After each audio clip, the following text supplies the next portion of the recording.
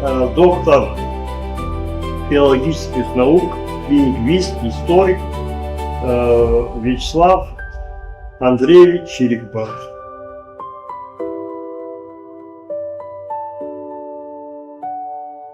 Казалось бы, очень старая тема, уже часть нашего исторической памяти, правда же, вот эти все теории, которые в конце концов, вот часть этого наследия и была война наша, к сожалению.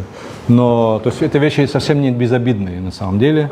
И что делает эту тему опять актуальной, потому что вот эта теория Ингороквы после долгого периода спячки такой, она вдруг снова возродилась, сильно поддерживается и становится основным грузинским нарративом, но на уровне общественного сознания, на уровне общества. Вот. Я скажу немножко о других тоже слоях общества, но в основном, если посмотреть на блогосферу, на разные уровни представления грузинского общества или грузинских представителей в Абхазии, то эта теория доминирующая. Абхазы – это пришельцы. Вообще-то имя это вообще не абхазы, они то ли адыгейцы, то ли адыги, то ли кто-то еще, пришедшие сюда, захватившие исконно грузинскую территорию и присвоившие имя абхазов. И все вот то, что здесь есть, памятники, все это как бы не их, то есть не абхазские, а грузинские. Но есть еще другой уровень, академический уровень. Он тоже, в общем-то, эту эстафету принял тоже, к сожалению. И в отличие от тех крупнейших ученых, которые, наоборот, подчеркивали роль абхазского этноса в создании и абхазского царства, и вообще многих этнокультурных процессов на этом регионе. Это был Джавахишвили, это был Чикабава, это была Ломтатидзе, крупнейшие ученые. Вот. То сейчас, наоборот, даже ученики Ломтатидзе, они заняли противоположную позицию по этому вопросу и практически скатились вот на такой сектантский уровень последователей Павла Ингороква. Почему я назвал эту группу такую, преданную своей цели, свидетели Ингороквы, ну, ассоциация с свидетелями Ингороквы, другой сектой, да, которую мы знаем, что это такое.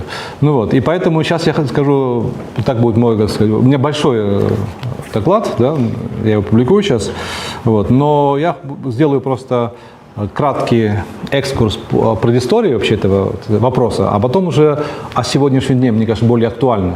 Вот, в принципе, повторю еще то, что сейчас в блогосфере все мы знаем, все мы видим, что шквал, цунами антиабхазской риторики, нарратива, пропаганды, просто из Грузии идущий, просто шквал. Такого вот я не помню в свое время.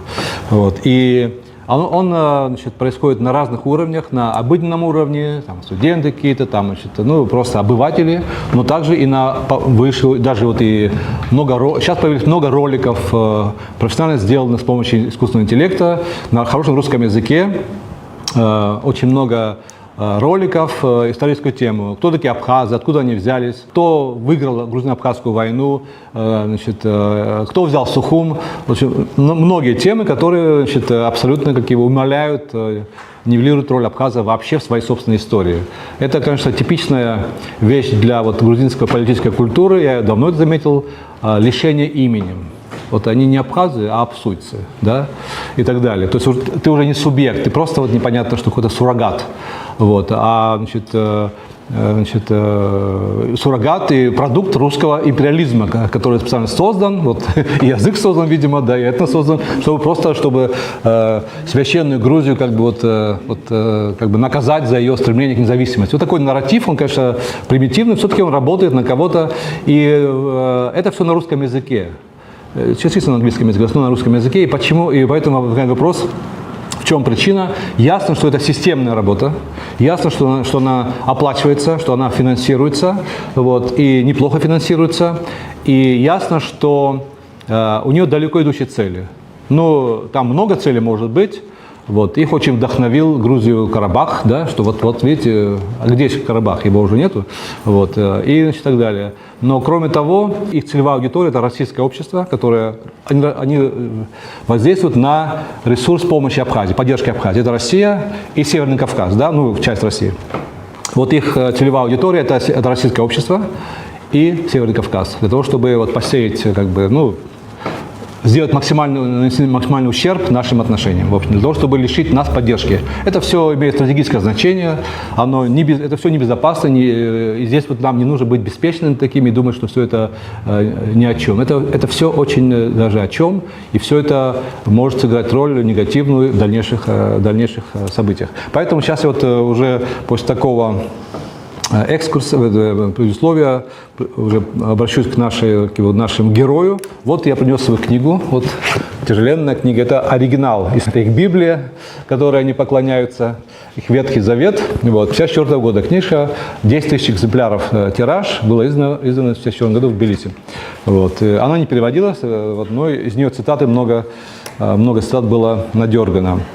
Прошло более 70 лет со дня выхода в свет печально известной книги грузинского литературоведа. Он не был историком, он был литературоведом. Павлин Гаропа, Георгий Мирчули, грузинский писатель X века. Вот в частности, в ней автор пытался доказать, что современные абхазы не имеют исторических корней в Абхазии, а являются пришлым с 17 века народом Северного Кавказа, присвоившим как имя абхазов, ранее относившихся к грузинам, так и страну Абхазию, которая, по утверждению автора, была всегда грузинская и в древности была населена только лишь грузинскими племенами. В своей книге он пишет, я цитирую: «Территория Абхазии в ту эпоху, когда возникло Абхазское царство, то есть в 8 веке, была населена грузинскими племенами. И не только в то время, в 8 веке, а вообще, например, всей истории, древней истории, в античное время, в средние века. Абхазы, живущие в Абхазии другие племена, апсилы, мессемяне, санихи, были такие же чисто грузинские племена, грузинского происхождения, говорящие на грузинском диалекте, как и другие грузинские племена Западной Грузии, карты, мигрелы и сваны». Кстати, карты не являются относятся к Западной Грузии, но все-таки он туда их вставил. Конец цитаты. Но в поддержку своей теории Гаропа приводил много таких аргументов, основанных на области этнонимы и топонимики, и гидронимики, то есть название мест и название.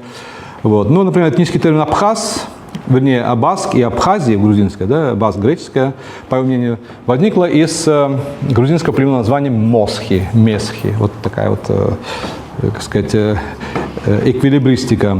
Абхазские края, коренная грузинская сторона, которая со старых времен населена была грузинскими племенами, из которых одним из племен были абхазы, то есть месхи. Вот так он скажет. Топонимика Абхазии автор анализируется на основе исключительно грузинского языка, который доказывает, с его точки зрения, пришлость абхаза на территории Абхазии. Вот. Там, я потом попозже расскажу, значит, там название Сухума, значит, Гагры, других мест в Абхазии, Бзыби, реки Бзыб на основе грузинского языка он расшифровывает. Но даже его фантазия даже идет на странице Абхазии Сочинский район и даже до прибрежной Черкесии, до Туапсе. Вот, например, название города Сочи он объясняет с точки зрения грузинского языка Соча. Соча – сосна. Соча. Хотя в абхазском языке сохранилось исходное название слова Шача без не че, а че, шача. И в адыгейском языке, шапсурский диалект, саче, саче, то есть че, не че. То есть никакого отношения к сосне не имеет вообще. Но все-таки вот на человека, который не знает, лингвист, не знает эти все диалекты, все эти языки, конечно, может произвести впечатление, естественно. Более того, по мнению Гаропа, население к северу от Туапсе, то есть на территории нынешней Адыгеи, исторической Адыгеи, в древности принадлежало к лазской ветви грузинских племен. То есть они не восточные грузины, а лазы, мигрелы там или лазы. Вот. Рассеянный по всему Западному Кавказу гидронимным элементом псы, вода, река, Гаропа объявил грузинскими, поясняя, что в черкесском языке это либо родственные слова, либо напрямую заимствованные из грузинского языка. Ну вот. И касательно Абхазского царства, возникшего в 8 веке, Гаропа пишет: грузинское государство Западной Грузии основано не чужим племенем после покорения, а было создано грузинскими племенами, в числе которых были грузинское племя Абхазы. Правящая династия Абхазского царства, по его утверждению, была не абхазская, имею в виду предков современных абхазов, да, Апсо, а лазская. Никаких аргументов не проводится, естественно. Ну, идеи аргументации относительно истории Абхазии и абхазов были опубликованы в Гаропа в 3 выпусках журнала «Мнатоби», 1-3 номера. И там писал о том, что абхазы – это пришельцы, что они заменили грузин. Но эти статьи оказались более-менее, остались более-менее незаметными большой публикой. Вот, ну, просто кто-то ее прочитал, конечно, но никакого влияния на что она не оказала. Однако иная судьба ожидала другую публикацию Ингоровой, вот эта книжка, вот, которую я сейчас прислал с собой, выданная в 1954 году в бельгийском издании с обсчетом Церали, Георгий Мерчули, грузинский писатель X века, очерки по истории литературы, культуры и государственной жизни Древней Грузии, тиражом 10 тысяч экземпляров. Вот она как раз вызвала широкий общественный резонанс. Выход книги был встречен восторженно рядом грузинских ученых, писателей, было много положительных рецензий. Вот. Но что интересно, в своих ранних трудах, вот это очень интересный такой момент, Ингороква более реалистично оценивал историю взаимоотношения грузинов и абхазов. Так, в 18 году, в статье 18 года он писал, я цитирую, «Абхазы с грузинами связаны многовековой культурной общностью. Абхазы изначально входили в грузинскую государственную единицу, а абхазское племя, несмотря на свою малочисленность, имеет большие заслуги перед историей Грузии. Из Абхазии началось государственное возрождение Грузии, отражением чего являлась титулатура грузинских царей, начинавшаяся так, царь абхазов и картвелов. И даже грузинская династия была наполовину абхазская. Абхазы дали стране не только ни одного, ни двух выдающихся личностей.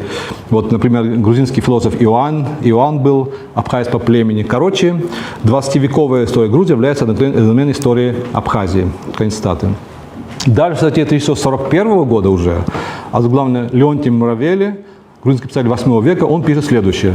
Началось то большое движение и политическая экспансия абхазского племени, которые оставили, то есть 8 век, которые оставили такой значительный след в политической истории Древней Грузии, в результате чего абхазское племя втянулось в общую жизнь Грузии и внесло большой вклад в дело государственного строительства Древней Грузии. Абхазская династия огрузинивается, переходит на грузинский язык. То есть явно, что до этого был не грузинский язык, правда же? Вот, то есть совсем другая концепция. Однако позже, как мы увидим, сейчас расскажем об этом, взгляды Павла Ингороква на абхазов и Абхазию привели к коренное изменение, что я уже цитировал как выше. Что же послужило триггером для такого крутого поворота? Вот как представляется, немаловажным для понимания такого концептуальной ревизии собственных взглядов автором является учет исторического контекста. Случилось так, что во время написания Ингороква своей книги, рукопись была сдана в типографию в июле 1951 года, совпало с кампанией по депортации ряда народов Кавказа в Казахстан и Сибирь. Из Северного Кавказа чеченцев, ингушей, карачаевцев, балкарцев, 1944 год. Из Грузии месхетинских турок, курдов, армян, мусульман и понтийских греков, 1944 год, 1949 год. И часть территории этих республик была присоединена к Грузинской ССР. В Абхазии в 1949 году депортации подверглись более 6 тысяч абхазских греков, а также турки, лазы и немцы. Их дома были отданы переселенным из Грузии колонистам. Вот. И в то же время планировалось выселение абхазов. Это совершенно как его такая, как сказать, сложная тема, но все-таки очень много косвенных данных, которые говорят о том, что это планировалось. Вот. И какие-то косвенные данные об этом есть. Об этом, кстати, писал известный русский историк Александр Неклич, включал абхазов в тех народов, которые планировалось выселить из своей территории. Вот. И, конечно, видится план построения Великой Грузии с полным одобрением финансовой поддержкой верхушки в Кремле, в лице Сталина, Берии и других этнических грузин.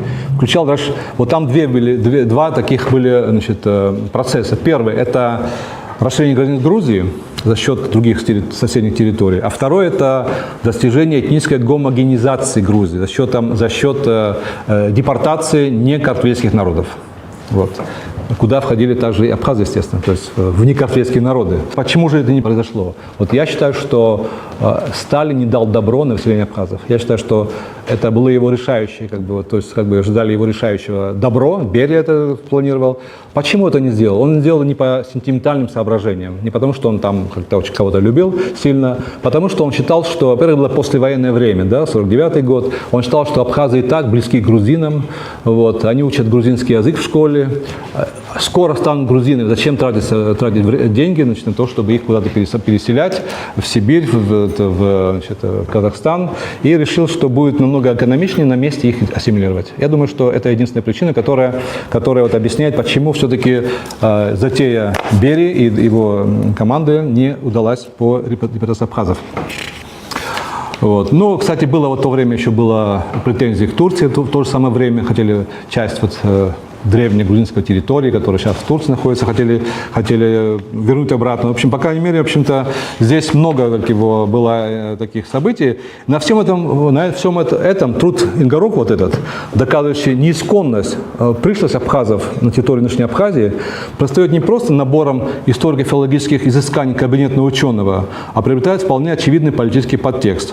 Уместен вопрос, не стоял ли перед автором, ранее не подвергавшим сомнению автохтонность абхазов на их территории, задача научно, в кавычках, конечно, обосновать планируемое выселение абхазского народа. И об этом, кстати, писал Станислав Лакоба тоже, что это все не случайно. Именно в это время, вот когда выселялись другие народы, появилась эта книга. Однако в 1943 году Сталин неожиданно умер. То есть за год до выхода этой книги он скончался. Со сменой руководства в Кремле затея по выселению абхазов стала уже нереализуемой. Так что выход книги Ингороква в 1954 году, спустя год после смерти Сталина, для убеждения которого, в том числе, скорее всего, эта книга была написана, можно считать несколько запоздалым. Книжка запоздала, да. Вот Грозного Сталина уже не было, и ситуация в Советском Союзе стала стремительно меняться.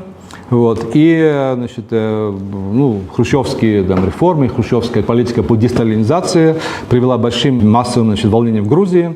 Вот. И было очень много обращений со стороны из Абхазии, из Южной Осетии о том, что производилась искусственная ассимиляция абхазов и осетин. И жалоб очень много было в Кремль, и поэтому было 10 июля 1956 года вышло постановление Президиума ЦК КПСС об ошибках и недостатках в работе ЦК КП Грузии, которое обязывало ЦК КП Грузии исправить нарушения национальной политики, в частности в отношении к абхазскому народу. Вот. Ну вот на этом меняющемся идеологическом фоне ответом на публикацию книги Ингороква явилась ее сокрушительная критика со стороны видных абхазских ученых. Так, в рецензии на книгу Ингороква в 27-м выпуске трудов Абхазского института за 1956 год абхазский историк-медиевист Зураб Минчабадзе подробно разобрал ошибочные построения автора касательно абхазов и Абхазии в интерпретации как исторических фактов, так и топонимики. Его вердикт гласил: первое – явный дилетантизм, незнание многих фактов в источниках истории Грузии. 2. Присваивание научных трудов других ученых. 3. Фальсификация источников с целью обосновать свои ошибочные положения. 4. Игнорирование материалов, противоречащих его концепции. В том же выпуске трудов вышла статья также филолога Хута Бгажба, где подробно рассматривались филологические изыскания Ингороква из абхазского языка в области топонимики и гидронимики. С критикой, что очень важно, критикой теории Ингороква выступили и видные грузинские ученые.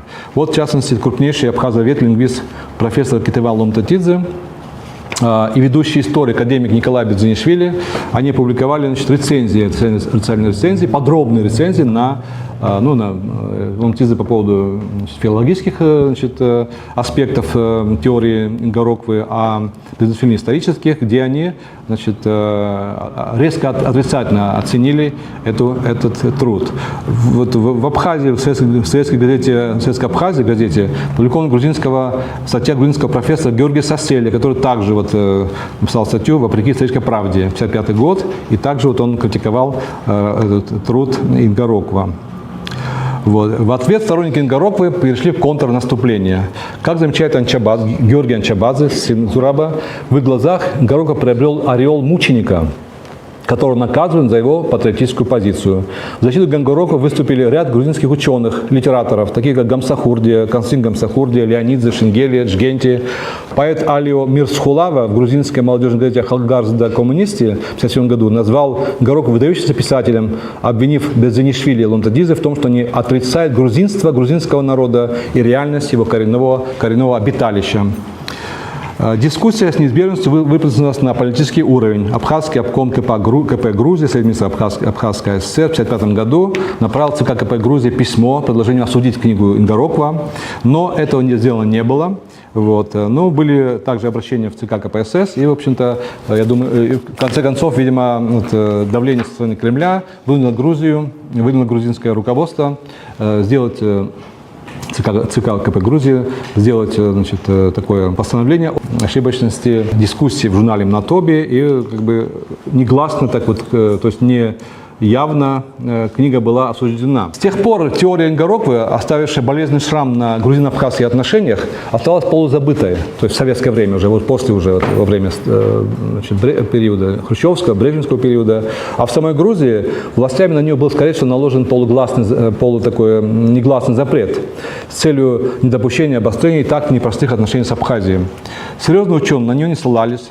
В учебных пособиях по истории Грузии, включая «Историю Грузии» под редакцией Берзинишвили, восьмитомник «Очерк истории Грузии» под редакцией академика Меликишвили, принадлежность апсилово-базгов к абхазскому этническому миру не оспаривалась. Однако уже в конце 80-х годов, в период перестройки и гласности, когда все идеологические табу были сняты, и национализм заполнил вакуум, оставшийся после крушения идей коммунизма. И вот в Грузии теория Ингороквы переживает новый расцвет, уже в конце 80-х годов. Ну вот, дело в том, что абхазская проблематика вновь стала актуальной для той части грузинской элиты, которая на фоне дезинтеграционных процессов в Советском Союзе серьезно опасалась отделения Абхазии от Грузии и пыталась с помощью удобной теории грузинского ученого обосновать тезис о том, что поскольку абхазы являются исторически пришлым народом, якобы, то никаких прав на территории, которые они населяют, они не имеют, и, соответственно, права на самоопределение у них нет и не может быть. Звят Гамсахурдия, сын Константина Гамсахурдия, который стал первым президентом Грузии, он на митингах говорил о том, что абхазская нация в истории никогда не существовала. Есть, в YouTube есть такие, значит, можно посмотреть на это. Ссылаясь на работу Ингороквы, Гамсахурдия объявил абхазов адыгейцами и заявил, что абхазы могут самоопределиться, но не в Грузии, а на Северном Кавказе, откуда они пришли. Но понимая полную научную несостоятельность этногенетических построений Ингороквы и его последователей, ряд грузинских ученых выдвинули компромиссную теорию двуаборигенности Абхазии, согласно которой на территории Абхазии с древности проживали исконно два народа – грузины и абхазы. И потому Абхазия является исторической родиной как абхазы, так и грузин. Политическая подоплека и здесь вполне очевидна. Раз грузин также является аборигеном Абхазии, то без их согласия право на самоопределение абхазы обладать не могут. Без согласия Грузии абхазы не могут самоопределиться. В современной Грузии Павел Ингороква фигура почитаемая, причем не только как научная, но и как политическая. Он считается одним из основателей грузинского государства. Он действительно много чего подписал, много где участвовал. Вот нынешний этап характеризуется, по сути, возрождением идей Ингороквы в Грузии относительно пришлости и поздней присутствия абхазов на территории Абхазии. Ну вот как представляют истории Грузии, я уже подхожу к конкретным авторам и книгам, которые сейчас уже выходят большими тиражами, тиражируются. Абхазия, исторический опыт Грузии, современные ученые, Павел, который является последователем Ингороква, грузинские мигрельские историки Джемал Гамахари и Бадри Гогия. Вот они пишут: территория современной Абхазии, а также земли к северо-западу от нее, вплоть до реки Кубань. Это уже не Ингороква, это уже современные авторы пишут, грузинские историки, профессора. Вплоть до реки Кубань, вот до Кубань. В древнейших времен составляли часть Грузии, а в период ее разрозненности части грузинских политических единиц – Колхиды, Лазики, Мирети, Мигрелия. Означенная территория издревле населена была грузинами. С XI века в пределы Грузии стали проникать апсуйские племена. Мы с вами, то есть наши предки. Но до XVI века границы Грузии простирались все же до Малой Хазарии, то есть до Кубани. В XVI-XVII веках земли до реки Ингури были оккупированы апсуйцами, подстрекаемыми и направляемыми Турцией. Пока еще России не было, Турция была, значит, как бы самым главным этим виновником. Грузинское население было либо уничтожено, либо вытеснено, и ассимилированное апсуйцами, язычниками вот эти населения приняло грузинское имя абхазов. Ну вот, так что, а потом уже Российская империя сумела сформировать из малочисленного политически и культурно отсталого апсуйского населения свою опору в борьбе с авангардом демократического движения в крае, с грузинским населением. Но в том же духе и практически в тех же параметрах описывает этногенез абхазов и другой современный активный последователь Ингороквы Теймураз Ганцеладзе. Он абхазовед, абазиновед, он знает абхазский язык, он на нем говорит, и он ученик Ломтатидзе. Вот. Значит, вот много сил и времени Ганцеладзе посвящает доказательству неисконности абхазов на территории Абхазии, публикуя свои, значит, труды как на грузинском языке, так и на русском языке, а также на английском языке, даже две книжки его изданы, статья и книга изданы. Более того, этой теме посвящена его докторская диссертация, где он аккумулировал лингвистическую аргументацию, призванную доказать позднее пришествие абхазов Апсуа на их нынешнюю территорию. Я хочу уже перейти уже от того, чтобы описывать их позиции, это они очевидны совершенно, вот уже к некоторой полемике с ними, потому что все эти вот их предположения, теории, они все очень уязвимы с точки зрения доказательства. Вот, и очень легко их можно опровергнуть. Вот, например, такие пассажи из работы Гванселадзе. Вот стремление добыть подтверждение тезиса о более раннем пребывании абхазского этноса на территории Северного Кавказа, он предпринимает попытку найти подтверждение этому в труде европейского автора XIV века Джона Мандевиля, книга «Чудес света», в которой якобы содержится указание на местонахождение абхазов в средние века, абхазов и страны Апсны на Северном Кавказе, вот, в XIV веке. Значит, вот приведем пассаж из книги Мандевиля. После этого следует царство Грузия, которое начинается к востоку, у великой горы, называемой Абзор, где живет много разного народа. И страна называется Аламо. Вот. Гванселадзе переделывает произвольно Абзор, Абсон, а Абсон в Апсны. Вот метод, да, замечательный. Однако все комментаторы этого труда, его много переводили на разные языки, истории комментировали, все под горой Абзор понимают Эльбрус, а страна Аламо – Алания. Все сходится, все логично и все все бесспорно. И тем не менее, все-таки из этого делается какая-то вот интрига, какая-то история. Кроме того, в качестве другого историко-филологического аргумента Гванселадзе привлекает данные старых европейских карт, на которых отмечен топоним Аква.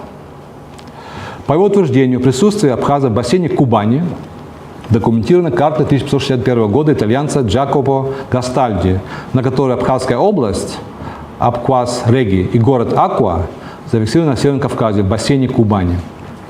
Однако все дело в том, что я, кстати, вот изучал подробно, вот у меня книга была по итальянским колониям в Абхазии, и подробно карты изучал средневековые, поэтому я эту тему знаю очень хорошо. В чем дело? Тоже предшественник Гастальди, другой итальянский картограф Баттиста Аньезе, не зная, куда на своей карте Европы, датируемой 1540 года, поместить Абхазию и ее город Аква. То есть Абхазия, он знает, что она есть, но он знает, что была Диоскурия, вот она здесь, что сейчас называется Себастополис, он здесь, Акву куда девать? И он не знал, куда его деть. Вот. И поэтому поместил ее, нашел пустое место на севере, куда передвинул королевство Абхазия. С городом Аква. Поместил их неподалеку от столицы монголов Сарай на Северном Кавказе. Ошибку Аньези повторили очень много картографов. Вот просто взяли его карту и стали тиражировать. Это фламандские картографы, голландские, немецкие и так далее. Поэтому здесь очень много... Ошибка Аньези повторилась просто тиражирована многими картографами. А чем объясняется ошибка картографа? Потому что в 15 веке Малую Азию захватили турки. И они выгнали отсюда генуэзцев. У картографов уже не остались уже специалисты и консультанты по этим территориям, где они работали, у них фактории были. Поэтому просто они не знали, кого спросить, в случае, когда они не знали, куда девать какие-то области. И вот это объясняется ошибка этих картографов. Очень логично. Но, с другой стороны, именно на этих картах, например, пример такой, что на одной из карт того времени Мигрелия помещена на территории Западного Кавказа вплоть до Тамани. Но явно, что этого не было, правда же? То есть явно, что потеряли уже связь с регионом и как-то уже фантазировали картографы. С другой стороны, именно на этих картах, начиная с, по-видимому, с карты Баттиста Аньезе, впервые, то есть 1540 год, впервые отмечается исконное абхазское название города Сухум, что отражает изменение политической ситуации в регионе, восстановление к 15 веку абхазского контроля над центральным городом Абхазского княжества, где мы сейчас находимся, Сухум, Аква. А аконим Аква вполне надежно этимолизирован на абхазской почве. Я считаю, что это такая этимология, что с утраты начально Х из Хаква. Ха – это камень, а хаш, да, известняк, хаш – белый камень, да, ха, а хапы – то же самое, каменное навершие. А вторая часть – это аква.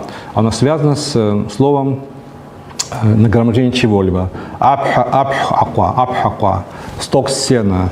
Значит, атаква, сток сена, да. Абхаква, это кукурузная солома, да, сток. Ачаква, сток соломы и так далее. Как было указано выше, Балтийская Анезия и другие картографы помещают Аку прямо напротив Севастополя, просто слишком далеко на север. Вот это была ошибка, что они не знали, что это тот же самый город. Но почему так? Вот я считаю, что это было потому, что вот Аку относилась не к побережью, а к замку, который сейчас называется замок Баграта. Вот там это находилась крепость, которая называлась Аква. И об этом, кстати, пишет вот в 18 веке немецкий автор Якоб Рейнекс. Твердыня Агуа или Аку, твердыня, расположенная на скале, значит, в виде лестницы, на скале, то есть в горах, то есть не на побережье Аку было. То же самое значит, описание Цхума, ну, который тоже самый Сухум, картофа грузинского 18 века, царевича в Ахуште. К западу от Кадори течет река Цхоми. На этой реке, на горе находится Цхоми. То есть на горе находится город. Да? Вот. Поэтому я думаю, что именно поэтому этот картограф помещали Аку в горах, но слишком далеко его передвинули. Одним из доказательств этих пословиц Ингороквы о том, что город Сухум назывался Цхуми в средние века. Откуда происходит Цхуми? На самом деле очень сложное слово, трудно понять. Вот слово Сухум нынешнее, оно значит, происходит из турецкого языка. То есть оно как бы взято из турецкого языка, в русском языке и в других языках, потому что они зависят от слова Цхуми или Цхоми даже, да? В турецком языке нет согласного «ц». Они у нас «ц» переделали. У них нет начальных сочетаний согласных. Они его разбили гласным. Получилось из «схум», получилось «сохум». По-турецки сейчас «сухуми», да? А грузины уже забыли слово «схуми», забыли свое слово, и взяли у турок уже слово, а уже из грузинского взяли уже и русский и так далее. То есть такая интересная история этого слова. И вот грузинские авторы еще до вот этих Гванцеладзе считали, что слово «цхуми» происходит от сванского слова «цхум» – граб. Ну, такое растение – граб. Ахеца. Вот. Ну, во-первых, понятно, почему город назывался Граб. Странно, правда же? Только это мотивация. Либо большой граб, либо какой-то кривой граб. Ну, просто граб очень странно. Тем более в сванском языке, вот сванское, сванское слово грабовая роща цхуймра, там с суффиксом ра, а здесь просто цхум, и все. То есть не очень похоже. И вот высказано давно уже предположение о том, что слово «цхуми» происходит из искаженной грузинской передачи абхазского названия пригорода Сухума Тхубын. Вот. И второй часть Тхубын, там два корня, тхэ и бын. Бын – это абна. А тхэ я связываю с корнем, вот есть слово атхиш, ров, атха, ложбина, овраг, рытвина. То есть вот практически лощинный или овражный лес. Тхубын. Тхыбна. Вот. А значит, в грузинском языке этот абхазский топоним мог дать цхуми через этапе тхубун, тхумун, цхумун. Это гипотеза, не очень такая, очень хорошая, но другого объяснения пока слова цхума нету. Кроме вот этого, либо граб, который не имеет никакой мотивации совершенно, ну, причем граб и город, да, и так далее. Вот, значит, и второе слово это гагра. Вот. Что проще, потому что, значит, вот такие авторы, как вот Мепчуани, сванский лингвист, он возводил слово гагра к сванскому слову гакра. Гакра, вот гак это орех, да, ну, араса, орех, а ра это суффикс, то есть орешник. Опять же, гагра, почему орешник? Вот где мотивация названия города? Совершенно непонятно. Помним, вернемся к Сухуму. В первом веке нашей эры Плиний рядом с Севастополем, Сухумом, упоминает племя апсилов, но вовсе не сванов, скажем, да? Если бы там были сваны, он сказал бы сваны. То есть, поэтому тогда уже их там не было, или тогда еще их не было. И то же самое здесь. Вот по данным греческих и римских источников, в этом регионе, вот Гагры, да, проживали средневековое племя саниги, но отнюдь не суанес, так? Который помещается греческим Страбоном, не побережье, в горах. Страбон писал, что сваны живут в горах. Вот, а это побережье Гагры. То есть явно и другой регион совсем, Западная Абхазия нынешнего. Никто из старых авторов не фиксирует сванов на побережье, тем более в Западной Абхазии. И кроме того, как в случае с Хуми, неясна мотивация названия данного поселения Орешника. Вот в чем эта особенность? Название Гагры имеет очень хорошую этимологию на самом деле. Могу поздравить нашего друга, лингвиста Валерия Кварча. Я считаю, что он попал в точку в этом плане. И значит, он рассматривает слово как сокращение от гакыра, агакыра, удерживающее побережье. Это очень хорошая этимология, потому что в этом месте горы подходят близко к берегу. Как Дербент называли еще, как бы Дербент, да, подходит. И здесь очень маленький отряд может целую армию задержать. Это место, закрывающее побережье на самом деле, гакыра, агакыра. И вот на старых картах итальянских слово «гагра» представлено в полногласной форме «какара». «Какара», прям буквально как вот должно было быть в древнеабхазском языке. И также, кстати, у Эвлия Челеби в 17 веке «гагра» переводится как «какыр». «Гакыра», прям буквально, когда «какыр». Так что, в общем-то, кстати, в средневековой грузинской фиксации название города тоже Гагари, тоже полногласное. То есть никакого отношения к Гакра оно явно не имеет. И очень похоже на... Да, кстати, тоже, да, правильно, Гаграми Ркоид, вот это место было, где держали побережье. Абсолютно точно, абсолютно точно. Когда я в Турции был, я сказал, ко мне спросили, ты откуда, Обатпею, да? Я сказал, с Гагратуб. Они так удивились, думают, что Гагра это просто какая-то сказка, где персонаж удерживает как его побережье, да? Гагра Амёрской, это сказка такая у них есть. Они не знают, что это реально как и город есть, Гагра. И, наконец, вот такие еще, уже немножко совсем о других абхазских словах, глоссах, которые сохранились в древнегрузинских источниках, которые тоже говорят о том, что в средние века абхазы были теми, кем они являются сейчас, то есть нынешним, как его, этносом. Лаша и Апсары. Об этом много говорилось, много писалось, но тем не менее у нас есть факт, то, что царица Тамара, которая вот, это золотой век грузинского царства, самая прославленная царица Грузии, назвала своего сына Георгия вторым именем Лаша. Георгий Лаша. Отцом Тамары был царь Георгий III из абхазской ветви династии Багратионов.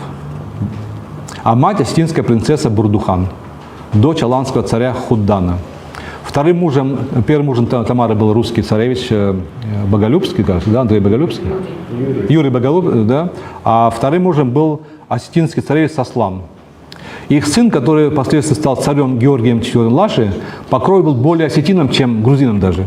Однако назвала его абхазским именем вторым – Лаша. Почему? Значение этого факта трудно переоценить. Во-первых, Тамара тем самым, как я считаю, продемонстрировала свою династическую преемственность как от линии абхазских царей Леонидов, так и от абхазской ветви царского дома Багратидов. Также официальная титулатура грузинских царей эту преемственность подчеркивала, начиная с упоминания абхазов. Царь абхазов, Картвелов, Ранов, Кахов и так далее.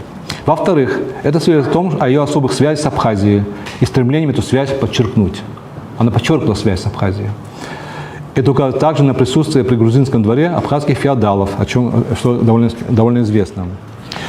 Грузинские хроники, кроме того, она показала свое даже поверхностное знание абхазского языка. Вот она слышала его, она знала это слово, и оно понравилось ей, она назвала своего сына Лаша. Кроме того, еще есть такая гипотеза о том, что это был эпитет, это был титул Лаша, светлейший, светлый князь, да, Лаша. То же самое, кстати, у адыгов тоже нах, да, нахуй то же самое. В абхазской Лаша это ла глаз, ша это белый. Вот цвет глаза, буквально, этимологически. Также по-адыгски нах, на это глаз, и ху это белый. То есть, в общем-то, это могло использоваться как эпитет, да, светлейший. Ну, как царь, да, светлейший, тоже не исключено. И вот, грузинский хронист, который пишет об этом Лаше, он пишет, что слово Лаша переводится не просто мы думаем, что это Лаша, абхазское слово, а то, что он переводит его. Пишет, слово Лаша означает на языке апсаров свет. Он просто переводит слово, понимаете, удивительным образом, 14 века хронист. Тем самым абхазское имя Лаша, хронист, доносит до нас другое абхазское слово, кроме Лаши, апсар. Апсар, содержащий тот же самый корень, что и абхазское название апсуа, апс корень, а также архаичный суффикс множественного числа ар. Он сохранится в абхазском языке, в абхазском языке 4 суффикса множественного числа, ква, ча, а и ар. Ар сохранился, он является непродуктивным суффиксом. Такие слова, как, допустим, ацис, ацар, или ацара, ацараку, да, ацар.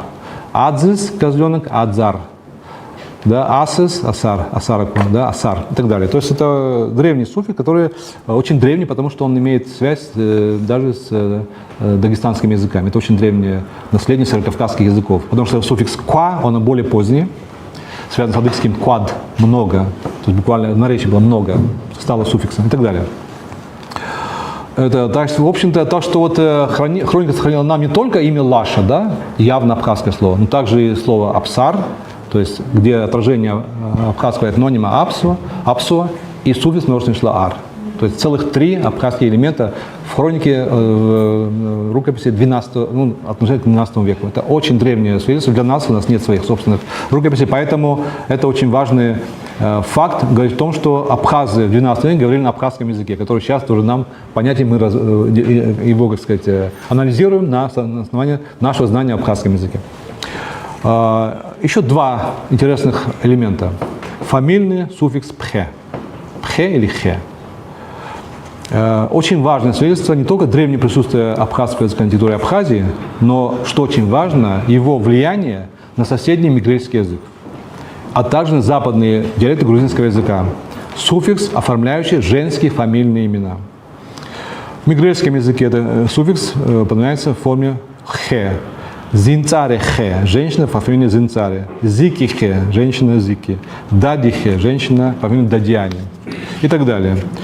В форме пхе используется суффикс западно-грузинских диалектов, гурийском, имеретийском, аджарском. Например, гурийское гуриели пхе или гури пхе, женщина по фамилии Гуриели. Бери пхе, женщина по фамилии Беридзе. Рами пхе, женщина по фамилии Рамишвили и так далее. Аджарское Ногайдели пхе, женщина по фамилии Ногайдели. Дадьяни пхе, женщина по фамилии Дадьяни. Миретинская Чиковани пхе, женщина по фамилии Чиковани. Ратьяни пхе, женщина по фамилии Ратьяни и так далее. Значит, вот форма хе, кстати, вот в турецком абхаз диалекте, там, вот, допустим, если женская форма имени, допустим, там, Аргун, да, они говорят не Аргун пха, а Аргун ха. Вот ха это и есть хе, сокращенная форма. Ну а в других, естественно, диалектах это пхе, пха.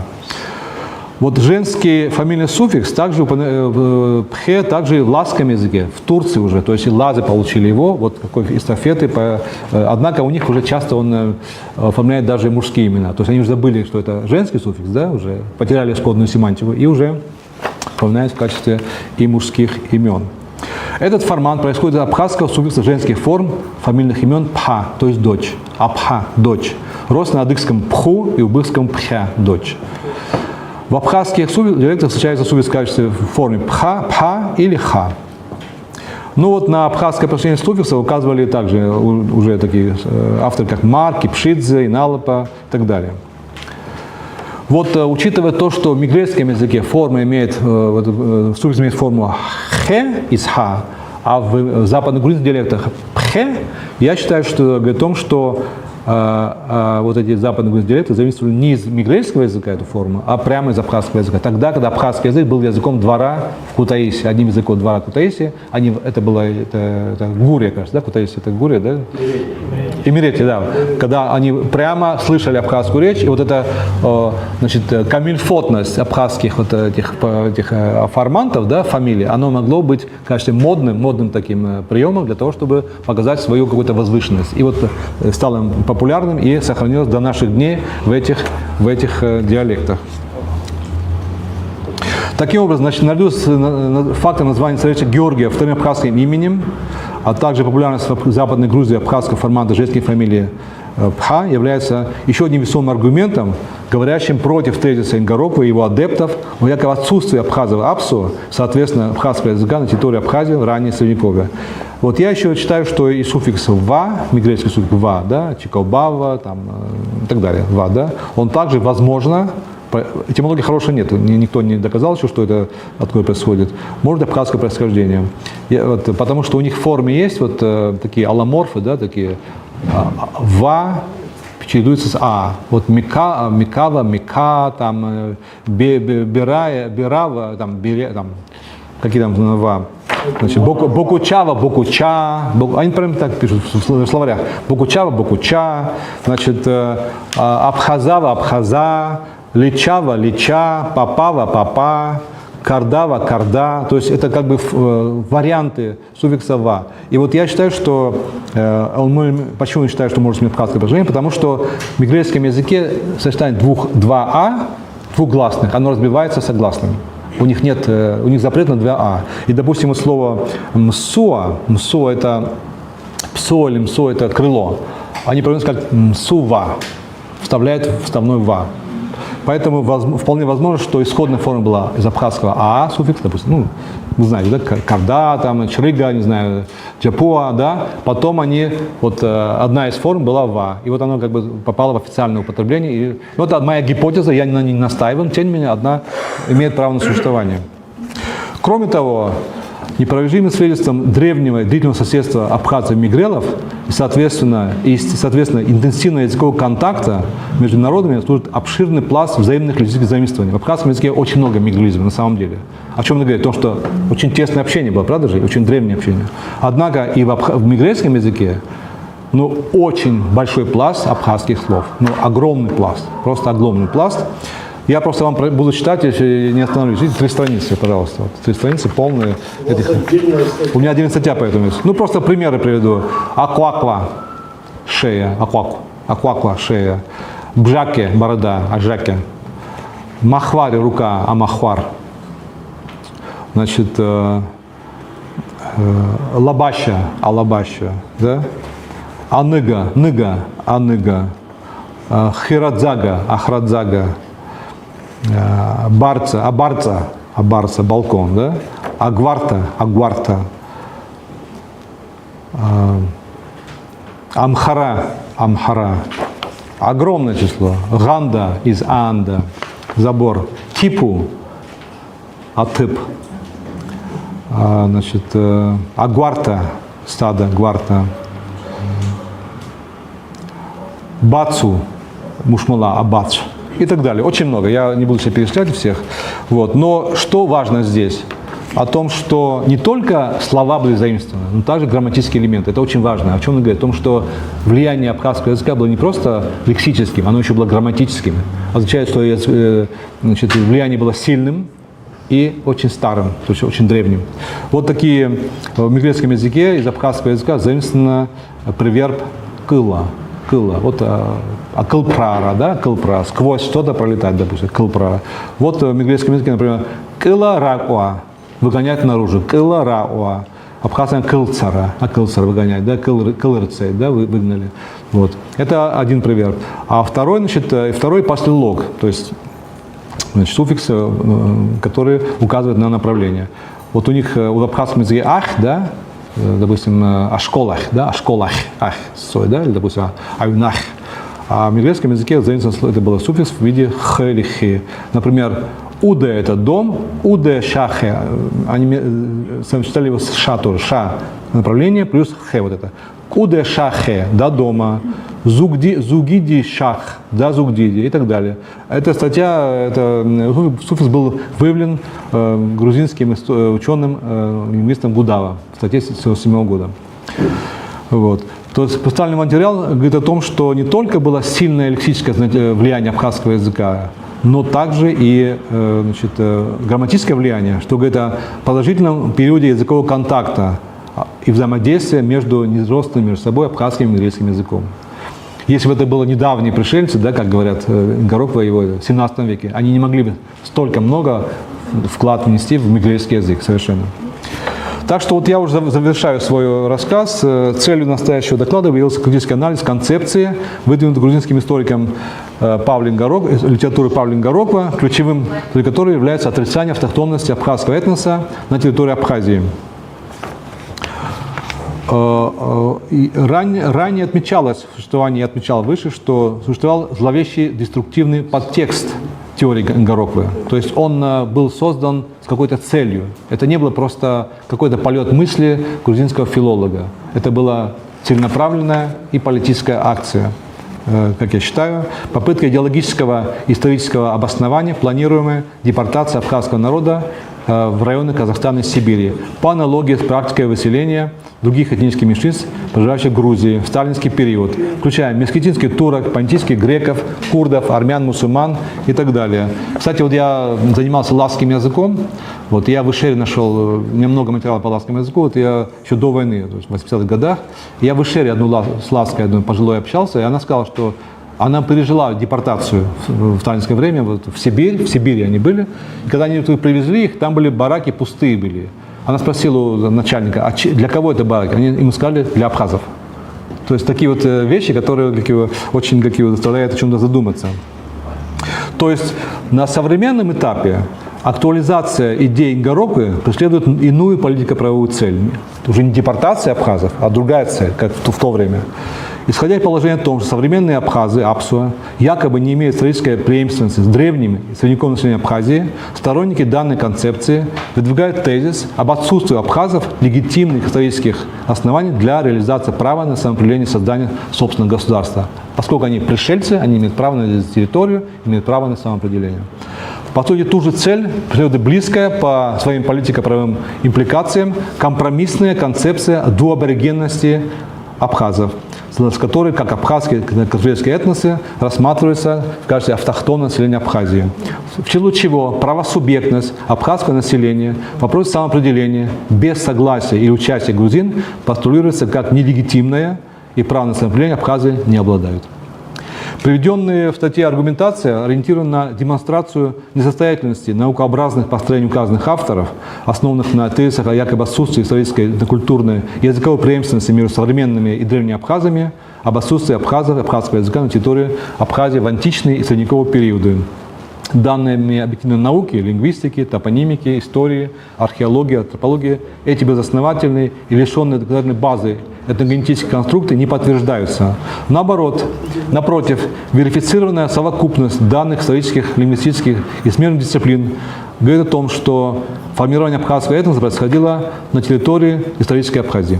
При этом анализ имеющегося корпуса источников позволяет предполагать, что наиболее значительные миграционные процессы средневекового периода были ориентированы не с севера на юг, а с юга на север, из Абхазии на Северный Кавказ.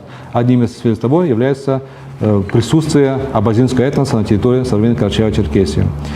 Конечно, это не исключает каких-то передвижений отдельных групп населения в ту или иную сторону.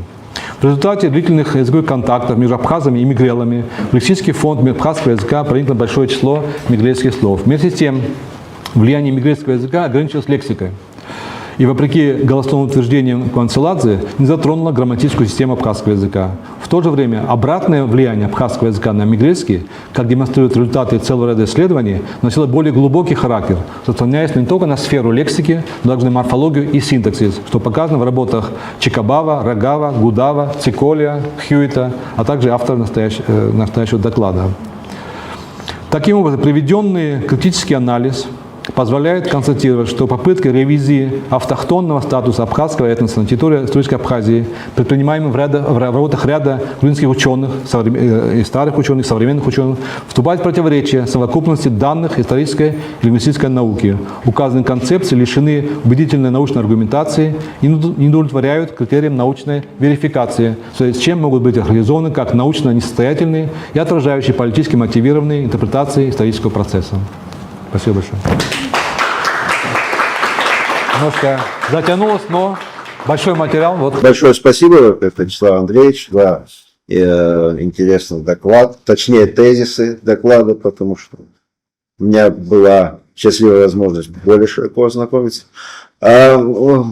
Есть ли в грузинском научном сообществе какая-то академическая полемика по и концепции этого Ингороква, и в целом по этногенезу абхазов?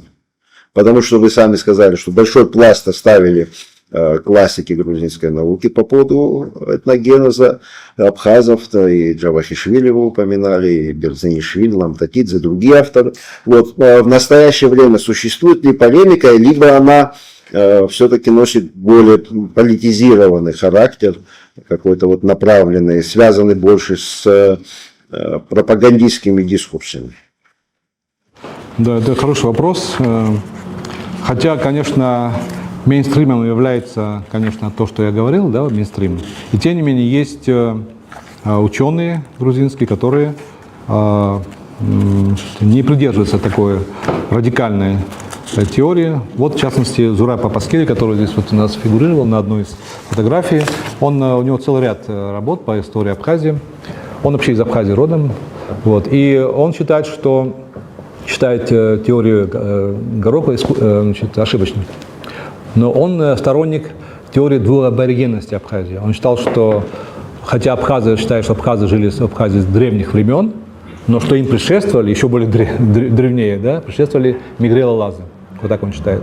То есть он придерживается теории двуаборигенности. Хотя вот он отрицает вот эти все ну, как сказать, постулаты и Горохова о том, что только грузины жили в Абхазии в древние времена, и также и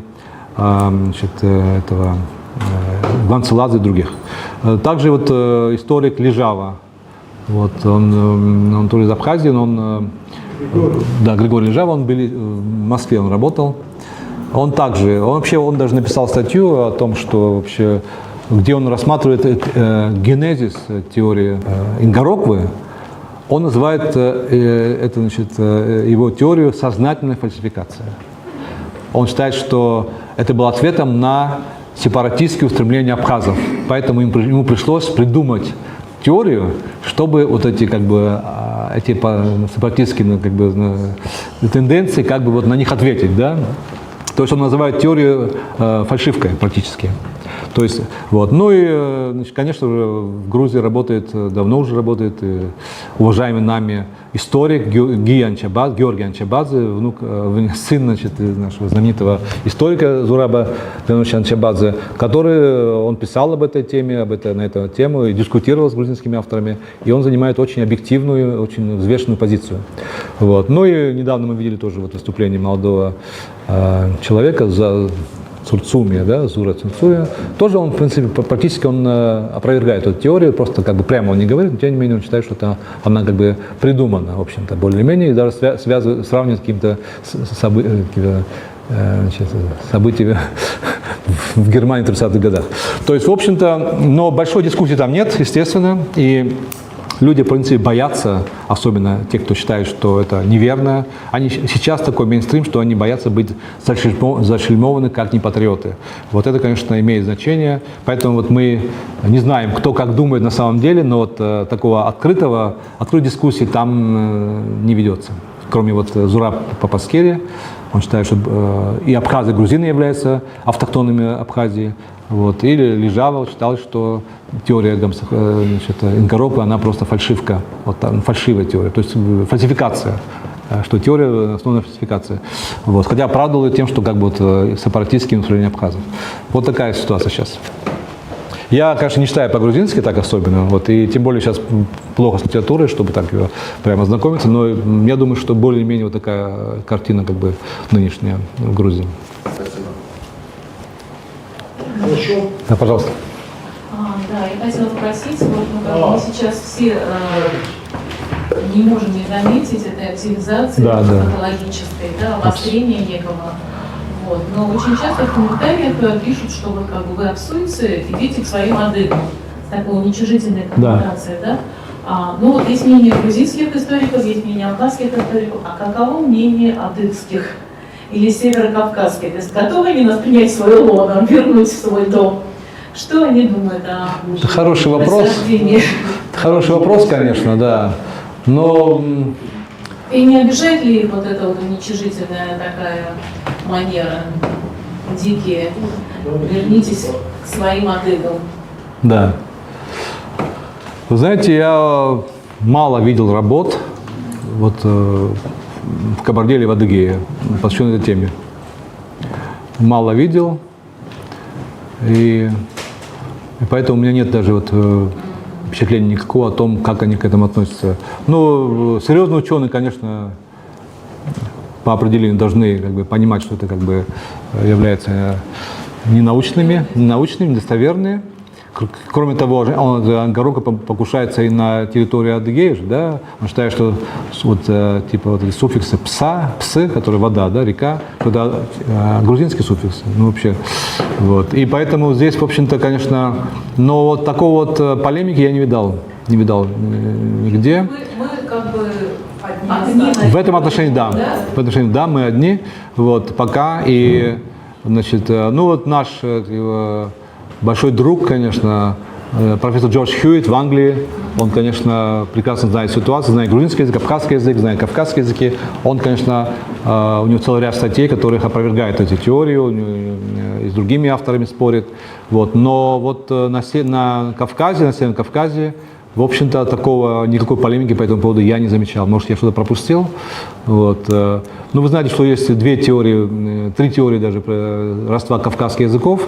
Значит, по одной теории все кавказские языки родственны. Теория, которая родилась в Грузии, Иберийско-кавказская теория, так называемая, Чикабава, Ламзатидзе и другие. Другая теория считает, что вообще нет никакой связи. Три группы: абхазо-адыгские языки, насско-дагестанские и каратвельские языки между собой не родственны вообще, просто соседи. А третья теория о том, что существует две языковые семьи на Кавказе: северокавказская в составе двух ветвей, абхазо-адыгская и насско-дагестанская, и каратвельская. Между собой они не родственны. Ну вот большинство специалистов по языкознанию в России сейчас, в частности, на Кавказе, они приверженцы, большинство, теории северокавказского родства, что абхазский язык родственен северокавказским языкам, дагестанским языкам и нахским языкам. Но другие считают, что все-таки, особенно те, кто в Тбилиси учили в свое время, значит, очень привержены теории иберийско-кавказского родства, что все кавказские языки, братские языки родственные. Вот. Так что дискуссии я не видал. Вот. Владимир Лазовский, Максим Григорьевич, я председатель Санкт-Петербургского философского клуба Российского философского общества, здесь на отдыхе нахожусь. Я благодарен Вячеславу Андреевичу за совершенно замечательный доклад. Спасибо. И у меня такой вопрос. Вот, готовясь в Абхазию, сюда, посетить Абхазию, не первый раз, я немножко познакомился с историческими, культурными, религиозными традициями. И меня удивил один факт, что вот, оказывается, на территории Абхазии, у абхазского народа, значит, сочетается и мусульманская традиция, и христианская традиция, и еще и, так сказать, местная, так сказать, традиционная, абхазская национальная религиозная традиция. Это очень толерантное, так сказать, редкое сочетание вообще где-то. И это очень напоминает одну из религий, мировых религий Бахаи, которые рассматривают вообще мир как единство в разнообразии, и религии как единое в разнообразии. Насколько это проявлялась вот такой вот уникальная ситуация, проявлялась в истории, в культуре, в философии абхазского народа. Мне бы интересно было узнать. Спасибо. Спасибо, да. Это очень интересный вопрос. Даже по этому поводу есть работы, даже диссертации по этому поводу есть. Вот. Но, конечно, сейчас, если спросишь абхазов, то они скажут, что он либо христианин, либо мусульманин, правда же? Вот. Но есть люди, которые считают, что они вот, даже некоторые называют как в качестве религии абсура, да, вот как бы вот, народная религия или традиционная религия. Вот. Что характерно, что в Абхазии религиозный фактор не играл никогда политической роли вообще. Вот это очень важно, и это большой плюс для нашего общества, что у нас много разделяющих линий, но вот этого у нас, к счастью, не было и, надеюсь, не будет.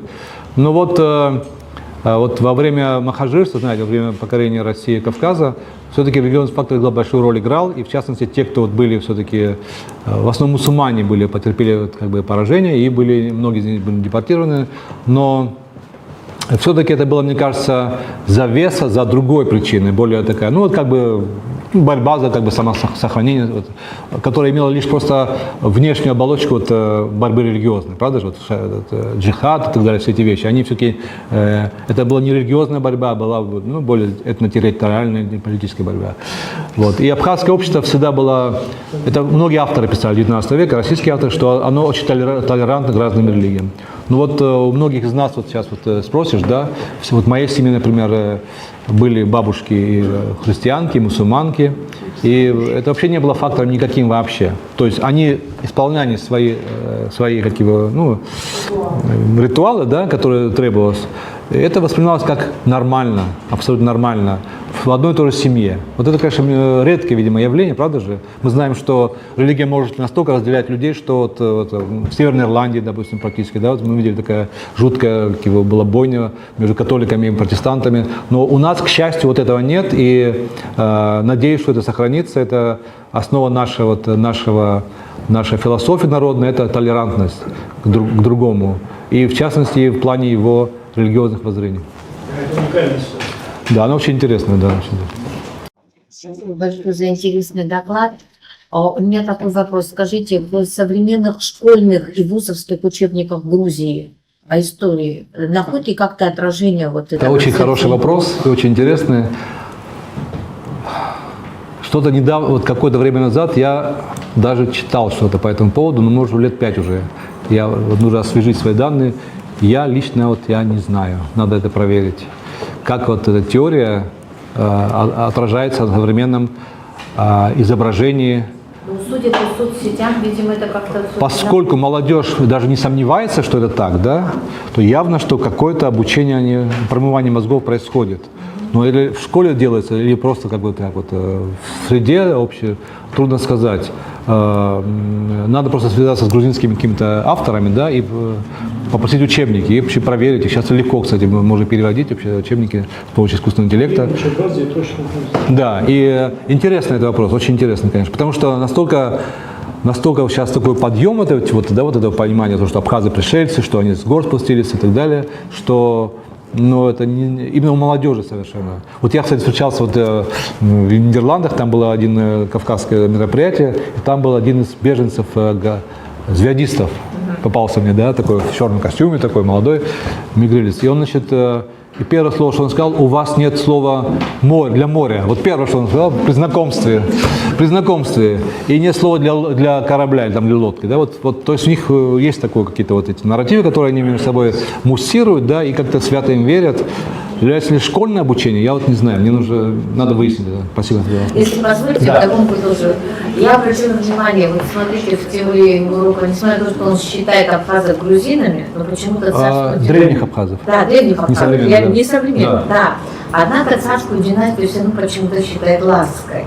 Вот это интересно. Вот это непонятно, почему так? Знаете, вот есть статья, даже книга двух русских авторов, Виноградов, вы знаете, Виноградов, да, известные, и Белинский, да? Нет, там два автора было, другая работа, да. И они пишут, что династия абхазских царей была ласская. Никаких доказательств, аргументов, вообще ничего, ссылки на источники не приводится. То же самое писал и Гороква. Понимаете, странно, правда? Все-таки они серьезные ученые, по крайней мере, Виноградов серьезные ученые, и как-то безнаказательно это говорить, утверждать, не ссылаясь вообще ни на что, да? Это странно, правда же, согласитесь? Да. Я в своей статье упоминаю это их. Да, и еще, если позволите, да, по поводу имени Лаша. Да. Да? Я, насколько помню, даже Юрий Васильевич Цулаев в одной из своих работ пишет, что вот эта цитата из летописи стоит самой целой летописи по своему значению. Он даже сказал, что вот это одно слово, да, оно стоит томов, исторических томов, одно слово это, да. Ну, просто хочу сказать, что в эпиграфике встречается и в виде алыша. Так, эпиграфика, значит, это связано с братьями Мхардзели, один из которых являлся воспитателем, один из которых являлся воспитателем Георгия Лаши. Ага. И если сейчас мне память не изменяет, в Маравшинском монастыре, это на армянском языке надпись. На армянском? Да, период правления Алыша. Сейчас могу путать, но... Сейчас она сохранилась, она... В грузинских источниках только Лаша, без А в армянском... Да, это, кстати, у одного из армянских авторов был разбор этой эпиграфики, как раз в виде Алыша. Интересно. Кстати, армянские, я прошу прощения, армянские ученые на этот счет, у них было какое-то выражено какое-то мнение по поводу этногенеза Абхазии, потому что все-таки были контакты между абхазскими и армянскими царствами. Что-то есть? Плохо изучено очень. Нет, достать современные ученые, что-то на эти темы. Очень мало. Да. Кстати, интересно, что слово обшил, оно зафиксировано в армянских источниках на 100 лет раньше, чем в грузинских источниках, в 7 веке. А в грузинский источник появляется только как гапакс, да, он, значит, как Апшилети, страна Апшилов. Апшилети, страна Апшилов. То есть даже этноним не употребляется, а у армянского источника есть. И, скорее всего, было так, что какие-то источники были грузинские, которые утратили, которые нам до нас не дошли, откуда армяне взяли это слово «апшил». Да. И, кстати, вот в современности сохраняется, я просто не сказал, просто времени, этот этноним сохраняется фамилия Апшилава. Это то же самое слово.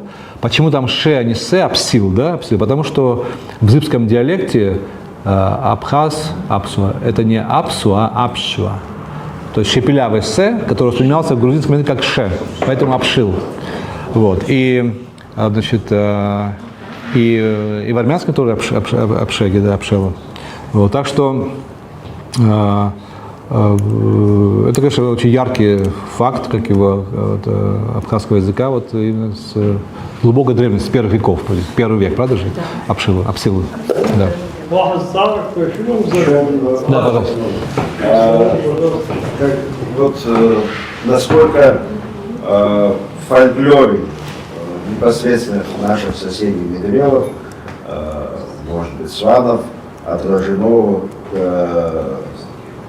древнее историческое взаимодействие с Абхазией. Значит, я хочу добавить то, что сказал про апшил, да, также не слово есть апшилури, сорт винограда, апшилури уча, черный виноград, апшилури.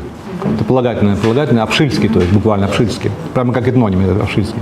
То есть не фамилия, а уже прямо какие прилагательные апшильский, да.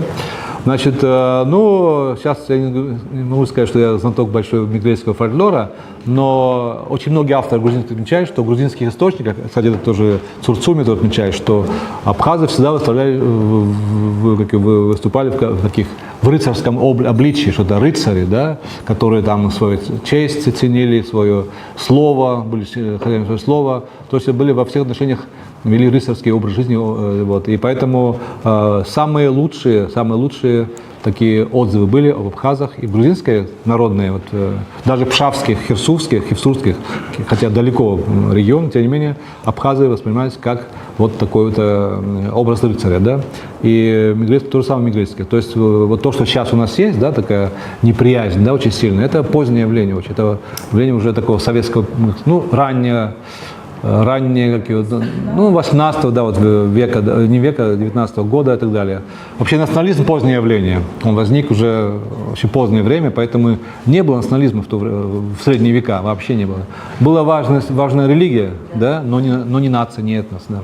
В связи вот с появлением новых возможностей технологичных, с тем, что сейчас делают генетические анализы, в том дискурсе, в котором вы сегодня нам читали лекцию, это нам может быть в помощь? Ну, смотрите, если вы имеете в виду генетика, да, палеогенетика? Да. Ну вот, хочу сказать о том, что вот кто такие абхазы генетически, да? Но нет народов чистых вообще, не существует их, все перемешивались, и багон, это все ясно, что, и, естественно, близкие народы соседние, они все больше и больше, как правило, они сохраняют одни и те же гены. Ну вот, если речь идет о Y-хромосоме, да, то есть, который проходит по мужской линии, вот, то абхазы состоят из 4 компонентов этнических. Абхазы, вот нынешние абхазы, 4 компонентов. Это, значит, Г2-2Б, это западно-кавказский, автохтонный. Вот. Его во всем мире, вот, скажем, в Сардинии 10%, да, людей с этой гаплогруппой Г2-2Б. У абхазов она где-то 45% у абхазов. Мировой, значит, полюс – это шапсуги. В шапсуге до 80%. То есть оттуда как бы такой эпицентр шел. Вот. Ну, у быхов тоже большой процент, у адыгов и так далее. И у мигрелов, и у сванов. То есть биологически мы очень близки. Ну, соседи, естественно, брали в жены друг друга, естественно, все это понятно. То есть биологически мы очень близки. Вот. Второй компонент – это ближневосточный, J2. Это вот нас связывает с югом, с хаттами, с шумером, там, с древними цивилизациями. Третий компонент – это восточноевропейский степной, R1A. Это связывает нас с индоевропейцами, с с тюрками, вот со всеми, все, что было с скифами, с аланами, все, что было вот в степи, вот, которое сюда проникало. И, наконец, последнее – это западноевропейские, R1B. Западноевропейский у нас компонент есть, где-то 15%, вот мы западноевропейцы частично. Так что, итальянцы, да. Вот, так что, в общем-то, все народы смешаны, и вот эта компонента четвертая, да, она вот 4 компонента, она присутствует в разных немножко, ну, как сказать, в разных пропорциях во всех западно-кавказских народов. У адыгов, у быхов, у абазин, и значит, у кого-то больше Г2Б, у кого чуть меньше, вот, но вот у шапсуков больше всего их. Вот. И вообще-то у нас проект очень интересный есть в Академии наук по много аспектов, правда, там история, источники, все такое. Один из проектов был по созданию генетического портрета абхазского народа. Это сейчас легко делается, в общем-то, тоже собирается в Москве, да, и, значит, я вот считаю, что необходимо это провести, мы этот проект продолжим, то есть мы его осуществим, и нужно также абхазскую диаспору тоже, потому что она меньше перекрещивалась. Мы все-таки более смешаны, чем они. И я, когда вот работаю с диаспорой, я всегда начинаю с генеалогии. Кто ваш отец, мать, вот, да, помнят. И в основном это этнические абхазы. Они ну, брали с соседних сел, да, скажем, да, не из села. Вот. Но все-таки это они не брали, то есть этническая эндогамия была у них. Они не брали, значит, брачных партнеров с других национальностей, как правило. Сейчас уже все больше в городах, естественно, но раньше это. Поэтому они сохраняют лучший генофонд наш, чем вот мы. Вот. Да. Вячеслав Андреевич, вы не только как известный ученый, но и как политик, бывший министр иностранных дел, как вы считаете, стоит вот этот вопрос поднимать на уровень государства и провести какую-то конференцию с привлечением иностранных ученых из России, ну, из Северного Кавказа, Москвы? Это очень спасибо за вопрос, очень важный вопрос, потому что вот если смотреть на чисто вот на объем грузинского нарратива в социальных сетях, который это цунами просто, понимаете, и наш ответ очень слабый, я бы сказал бы.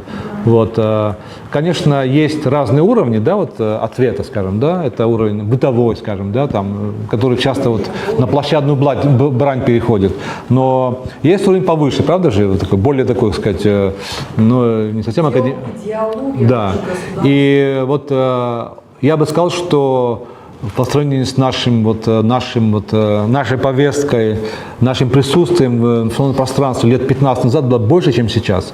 Мы абсолютно эту область запустили. Происходит деградация нашей политики, как сказать, нашей информационной, как сказать, деятельности. Просто деградация. Вот Абсны пресс, пример.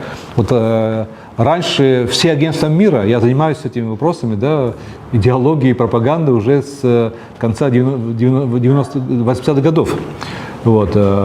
Все агентства мира цитировали Абсны пресс. Сейчас мы же забыли, что она существует уже. Настолько она уже не занимает никакого, не имеет собственной повестки. То есть, в общем-то, это очень важный вопрос. Мы занимаемся этим вопросом. Вот у нас есть сейчас группа, которая... Мы вот сегодня у президента были по этому же вопросу, и до этого нашли полную поддержку, полное понимание, что необходимо обязательно делать. Мы не можем быть беспечными на фоне вот такой идеологической накачки населения, не только грузинского, но и вот русскоязычного, да, и северокавказского, допустим, на них тоже распространяется эта информация. Если посмотреть на эти сайты или ролики, да, вот, которые я цитирую, грузинские, количество просмотров 80 тысяч, 70 тысяч, 60 тысяч, очень много людей их смотрят. А нашего контента почти нету, но очень мало. И поэтому нужно обязательно, это вопрос национальной безопасности, нужно обязательно им заняться. Я с вами полностью согласен. И надеемся, вот сейчас попытаемся что-то сделать. У нас, кстати, хорошие кадры есть, хорошие ресурсы человеческие, просто нужно их организовать. И финансирование необходимо, конечно же. И, в общем-то, вот Шеварднадзе, когда война закончилась, грузино-абхазская, он признал, что Грузия проиграла в информационной войне. Это говорит о том, что возможна победа в асимметричной войне. Информационная, если собрать ресурсы и быть, как сказать, принципиальным. Но сейчас мы проигрываем. Вот сейчас, наверное, мы проигрываем, но мы должны собраться, да. Спасибо большое, что вы подняли этот вопрос, подняли его на академическом уровне. Если я правильно понимаю, мне кажется, этот вопрос в нашей академической среде в Абхазии уже не является дискуссионным. То есть для нас это не вопрос каких-то полемик, дискуссий. Да? То есть, мы, в общем-то, не располагаем. Ну, внутри общества мы по этому поводу не спорим, да. Мы располагаем Да. Согласен. Слушала от вас достаточно научно аргументированные, обоснованные, то есть мы можем доказать. Да, абсолютно верно. Скажите, пожалуйста, может быть, надо идти более радикальным путем и просто официально объявить эту теорию или концепцию экстремистской на официальном уровне, хотя бы вот здесь у нас в Абхазии. То есть объявить ее как экстремистская идеология и запретить, да, упоминание и так далее. Да? Как вам кажется, вот, такая идея? Интересно. Кстати, вот было... Будет ли заниматься вот, внутри нас какой-то дискуссией, полемикой? Во-первых, начать с того, что мы просто признать экстремизм. Ну, да, непростой вопрос. Настолько она слабая, эта теория, вот настолько слабая, да, настолько ее легко разрушить, вот как песчаный, такой, знаете, замок из песка, что в общем-то, нужно бороться с общественным мнением враждебным к Абхазии, да. Но вот эта сама теория, я не знаю, как вы считаете, вот на каком-то уровне официальном ее заклеймить, мы так ее заклеймили давным-давно уже. В учебниках она... Запрещают нам, В наших учебниках она заклеймена. В учебниках везде пишется, да, теория, во всех наших нарративах исторических, везде она упоминается, как в крайне негативном плане, у Станислава Лакобы, скажем, Царство Небесное, у Чабадзе, даже его сын Ген Чабадзе тоже в Грузии, находясь в Тбилиси, он на негативном плане пишет и так далее. То есть, значит, Папаскири, Зураб и так далее. Она как бы, она вообще маргинальная теория. Она не является мейнстримом с точки зрения вот, официального дискурса, да? Грузинские политики не говорят, что вот абхазы пришельцы, да?